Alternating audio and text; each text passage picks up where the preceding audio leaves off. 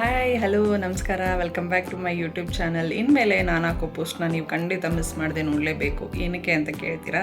S, ನಾನು ನಿಮ್ಮ ಜೊತೆ ಶೇರ್ ಮಾಡ್ತಿರೋದು ಮಲೇಷಿಯಾ ಟ್ರಿಪ್ ವೀಡಿಯೋಸ್. ಈ ವಿಡಿಯೋನ ನೋಡಿದ್ರೆ ಸಪೋಸ್ ನೀವೇನಾದರೂ ಮಲೇಷಿಯಾ ಟ್ರಿಪ್ಗೆ ಹೋಗಬೇಕಾಗಿದ್ದರೆ ನಿಮಗೆ ಈ ವಿಡಿಯೋ ತುಂಬಾ ಯೂಸ್ಫುಲ್ ಆಗಿರುತ್ತೆ. ಆ್ಯಂಡ್ ಮಲೇಷಿಯಾಗೆ ಹೋಗಬೇಕು ಅಂತ ಏನೂ ಪ್ಲ್ಯಾನ್ಸ್ ಇಲ್ಲ ಅಂದರೂ ಪರವಾಗಿಲ್ಲ, ನೀವು ಮಲೇಷಿಯಾ ಪ್ಲೇಸಸ್ನ ನೋಡ್ಬೋದು. So please subscribe to my channel and ನಾನು ಹಾಕೋ ವೀಡಿಯೋಸ್ನ ನೀವು ಮಿಸ್ ಮಾಡದೆ ನೋಡಿ. ಇನ್ನೇನಕ್ಕೆ ತಡ, ನಮ್ಮ ಮಲೇಷಿಯಾ ಟ್ರಿಪ್ ವೀಡಿಯೋಸ್ನ ಸ್ಟಾರ್ಟ್ ಮಾಡೇ ಬಿಡೋಣ ಬನ್ನಿ. ನಮ್ಮ ಫ್ಲೈಟ್ ಇದ್ದಿದ್ದು April 17th ನೈಟ್ 11:30ಗೆ.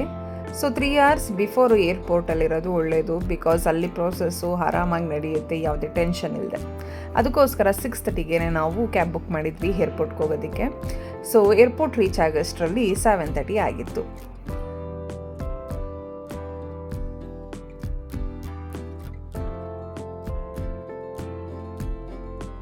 ಏರ್ಪೋರ್ಟ್ ಒಳಗೆ ಎಂಟ್ರಿನ ತಗೊಂಡಾದಮೇಲೆ ನಾವು ಅಲ್ಲಿ ಫ್ಲೈಟ್ ಡೀಟೇಲ್ಸ್ನೆಲ್ಲ ಚೆಕ್ ಮಾಡಿಕೊಂಡು ನೆಕ್ಸ್ಟ್ ಪ್ರೊಸೆಸ್ ಅಂದರೆ ಚೆಕ್ ಇನ್ ಆಗೋದು ಆ್ಯಂಡ್ ಬೋರ್ಡಿಂಗ್ ಪಾಸ್ನ ಕಲೆಕ್ಟ್ ಮಾಡ್ಕೊಳ್ಳೋದು. ಇದೆಲ್ಲ ಎಲ್ಲಿ ಮಾಡಬೇಕು ಅನ್ನೋ ಡೀಟೇಲ್ಸು ನಿಮ್ಗೆ ಹೋಗ್ತಿದ್ದಂಗೆ ಡಿಸ್ಪ್ಲೇಲಿ ಅವರು ಡಿಸ್ಪ್ಲೇಲಿ ಹಾಕಿರ್ತಾರೆ.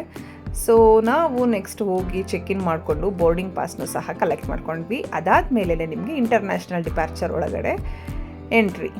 ಓಕೆನಾ? ಸೊ ಅಲ್ಲೇನು ಮಾಡೋದು, ಇನ್ನು 2 hours ಟೈಮ್ ಇತ್ತು. ಅಲ್ಲೇ ಏರ್ಪೋರ್ಟ್ ಎಲ್ಲ ಸುತ್ತಾಡಿಕೊಂಡು ಟೈಮ್ ಪಾಸ್ ಮಾಡಿದ್ವಿ. ಆಲ್ಮೋಸ್ಟ್ 10:45 11 ಟೈಮ್ ಆಗೇ ಹೋಯಿತು. ಸೊ ಬೋರ್ಡಿಂಗ್ನ ಸ್ಟಾರ್ಟ್ ಮಾಡಿದ್ರು. ಮಲೇಷಿಯಾಗೆ ಹೋಗೋಕ್ಕೆ ನಿಮಗೆ ವೀಸಾ ಬೇಕಾಗಿಲ್ಲ. Yes, it is visa free country. And airport ಇರೋದು ಕೋಲಾಲಂಪುರ್ ಅನ್ನೋ ಸಿಟಿಲಿ. Kuala Lumpur is the capital city of Malaysia.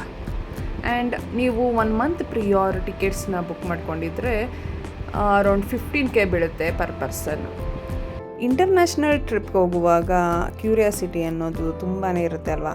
ಬೇರೆ ದೇಶ ಹೇಗಿರುತ್ತೆ, ನಮ್ಮ ದೇಶದ ಥರನೇ ಇರುತ್ತಾ, ಅಥವಾ ಅಲ್ಲಿ ಜನ ಹೇಗಿರ್ತಾರೆ, ಅಲ್ಲಿ ತುಂಬಾ ಡೆವಲಪ್ ಆಗಿಬಿಟ್ಟಿರುತ್ತಾ ಕಂಟ್ರಿ ಅನ್ನೋ ಸಾಕಷ್ಟು ಕ್ವೆಶನ್ಸು ನಮ್ಮ ತಲೆಯಲ್ಲಿ ಇದ್ದೇ ಇರುತ್ತೆ ಅಲ್ವಾ? ಸೊ ಈ ಕ್ವೆಶನ್ಸು ನನ್ನ ತಲೆಯಲ್ಲೂ ಓಡ್ತಾಯಿತ್ತು. ಸೊ ಮಲೇಷ್ಯಾಗೆ ಹೋದ್ಮೇಲೆ ಅಲ್ಲಿ ಜನ ಹೇಗಿರ್ತಾರೆ, ಅಲ್ಲಿ ಸಿಟಿ ಹೇಗಿದೆ ಆ್ಯಂಡ್ ರೋಡ್ಸ್ ಎಲ್ಲ ಹೇಗಿರುತ್ತೆ ಅಂತ ನೋಡಬೇಕು ಅಂತ ನಾನು ಕಾಯ್ತಾನೇ ಇದ್ದೆ.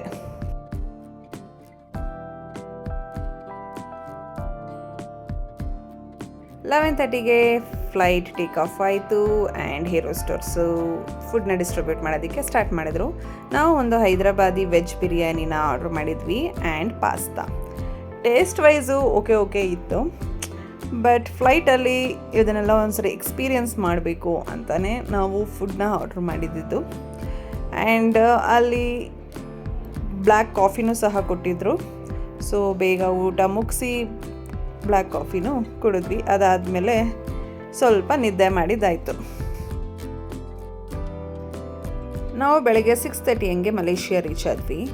ಬ್ಯಾಂಗ್ಳೂರು ಟೈಮಿಂಗ್ಸ್ಗೂ ಮಲೇಷಿಯನ್ ಟೈಮಿಂಗ್ಸ್ಗೂ 2.5 hours ಡಿಫ್ರೆನ್ಸ್ ಇದೆ.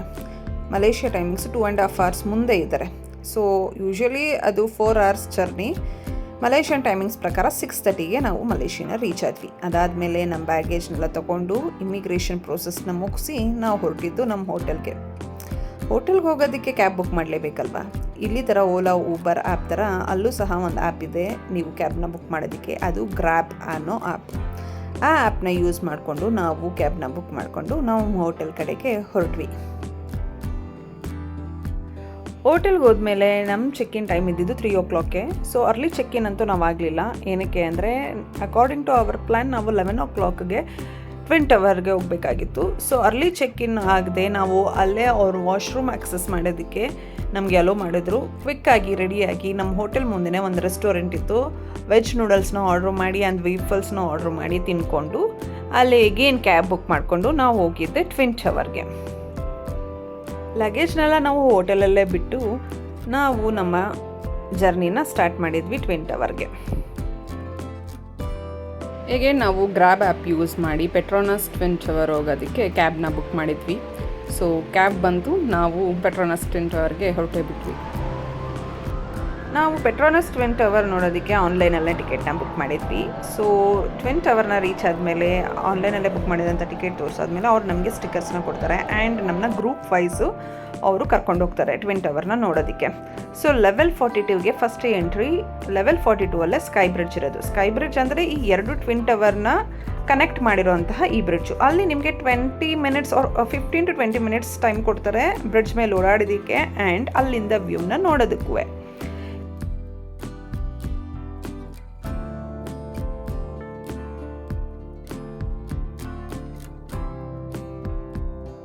ಅದಾದಮೇಲೆ ನಮ್ಮನ್ನು ಲೆವೆಲ್ 86ಗೆ ಕರ್ಕೊಂಡು ಹೋಗ್ತಾರೆ. ಸೊ ಲೆವೆಲ್ 86ನ ಅಬ್ಸರ್ವೇಷನ್ ಡೆಕ್ ಅಂತಲೂ ಸಹ ಕರೀತಾರೆ. ಇನ್ನೊಂದು ಇಂಪಾರ್ಟೆಂಟ್ ವಿಷಯ ಏನು ಹೇಳಬೇಕಂದ್ರೆ, ನಿಮಗೆ ವಿಸಿಟರ್ಸ್ಗೆ ಆಕ್ಸೆಸ್ ಇರೋವಂಥ ಎಲ್ಲ ಲೆವೆಲ್ಸಲ್ಲೂ ಕ್ಯಾಮ್ರಾ ಇನ್ಸ್ಟಾಲ್ ಆಗಿದೆ. ನೀವು ಯಾವ ಕಡೆ ಬೇಕಾದರೂ ಹೋಗಿ ನಿಮ್ಗೆ ಯಾವ ಥರ ಪೋಸ್ ಬೇಕಾದರೂ ಕೊಟ್ಟು ನಿಂತ್ಕೋಬೋದು. ಕ್ಯಾಮ್ರಾ ಟಕ್ ಟಕ್ ಅಂತ ಕ್ಲಿಕ್ ಮಾಡ್ತಾ ಇರುತ್ತೆ. ಈ ಫೋಟೋಸ್ನ ನೀವು ಎಕ್ಸಿಟ್ ಆಗೋ ಟೈಮಲ್ಲಿ ಕೇಳಿ ಪ್ರಿಂಟ್ ಹಾಕಿಸ್ಕೋಬೋದು ಆ್ಯಂಡ್ ದುಡ್ಡು ಸಹ ಕೊಡಬೇಕು. ಸೊ ಅಲ್ಲಿ ನಿಮಗೆ ಮಿನಿಮಮ್ 30 or 40 RMsನ ಚಾರ್ಜ್ ಮಾಡ್ತಾರೆ. RMs ಅಂತ ಅಂದರೆ ರಿಂಗೆಟ್ಸ್, ಮಲೇಷಿಯನ್ ರಿಂಗೆಟ್ಸ್ ಅಂತ. ಸೊ ನೀವು ಇಂಡಿಯನ್ ರುಪೀಸ್ಗೆ ಕನ್ವರ್ಟ್ ಮಾಡಿದ್ರೆ ಸ್ವಲ್ಪ ಕಾಸ್ಟ್ಲಿ ಅಂತ ಅನಿಸುತ್ತೆ. ಲೆವೆಲ್ 86ಅಲ್ಲಿ ಈ ಥರ ಟೆಲಿಸ್ಕೋಪ್ಸ್ ಇದೆ. ನಿಮ್ಮ ಆಪೋಸಿಟ್ ಇರುವಂತಹ ಟವರ್ನ ಹತ್ತಿರದಿಂದ ನೋಡ್ಬೋದು. ತುಂಬ ಮೈನ್ಯೂಟ್ ಥಿಂಗ್ಸು ಚೆನ್ನಾಗಿ ಕಾಣುತ್ತೆ. ಸೊ ಟ್ವಿನ್ ಟವರ್ನ ಹೊರಗಡೆಯಿಂದ ವ್ಯೂ ಹೇಗೆ ಕಾಣುತ್ತೆ ಅಂತ ನೋಡಬೇಕಾ? ಇಲ್ಲಿ ನೋಡಿ, ಇದು ಹೊರಗಡೆಯಿಂದ ತೆಗೆದಿರೋಂತಹ ವ್ಯೂ.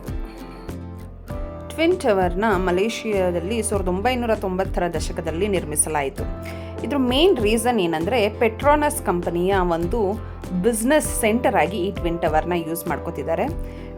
ಪೆಟ್ರೋನಸ್ ಅನ್ನೋದು ಮಲೇಷಿಯಾದ ಒಂದು ಆಯಿಲ್ ಕಂಪನಿ. ಸೊ ಅವರು ಈ ಟ್ವಿನ್ ಟವರ್ನ ಬಿಸ್ನೆಸ್ ಪರ್ಪಸ್ಸಿಗೆ ಯೂಸ್ ಮಾಡ್ತಾ ಇದ್ದಾರೆ. ಟ್ವಿನ್ ಟವರ್ನ ನಿರ್ಮಾಣ ಮಾಡೋದಕ್ಕೆ ಮೇನ್ ರೀಸನ್ ಏನಂದರೆ, ಜಗತ್ತಿಗೆ ಮಲೇಷಿಯಾದ ಬೆಳವಣಿಗೆ ಬಗ್ಗೆ ತೋರಿಸೋದಕ್ಕೂ ಸಹ. ಸೊ ಈ ರೀತಿ ಮಲೇಷಿಯಾದ ಬೆಳವಣಿಗೆಯನ್ನು ತೋರಿಸೋದಕ್ಕೆ ಈ ಟ್ವಿನ್ ಟವರ್ನ ನಿರ್ಮಿಸಿದ್ದಾರೆ. ನೋಡಿ, ನೈಟ್ ಟೈಮಲ್ಲಿ ಎಷ್ಟು ಚೆನ್ನಾಗಿ ರಾರಾಜಿಸ್ತಿದೆ twin tower. Twin tower 452 meter ಎತ್ತರದಲ್ಲಿದೆ ಆ್ಯಂಡ್ ಇದರ ವಿನ್ಯಾಸ ಇಸ್ಲಾಮಿಕ್ ಜ್ಯಾಮಿತಿಯ ಮಾದರಿಯಿಂದ ಪ್ರೇರಿತ ಮತ್ತು ಅದರ ಸಂಸ್ಕೃತಿಯನ್ನು ಬಿಂಬಿಸುತ್ತದೆ. ಇದು ಕೇವಲ ಕಟ್ಟಡವಲ್ಲ, ಮಲೇಷಿಯಾದ ಪ್ರಗತಿಯ ಮತ್ತು ಹೆಮ್ಮೆಯ ಸಂಕೇತ. ಮುಂದಿನ ವಿಡಿಯೋದಲ್ಲಿ ನಾನು ನಿಮಗೆ ಸಿಗ್ತೀನಿ. ಅಲ್ಲಿವರೆಗೂ please subscribe to my channel and support.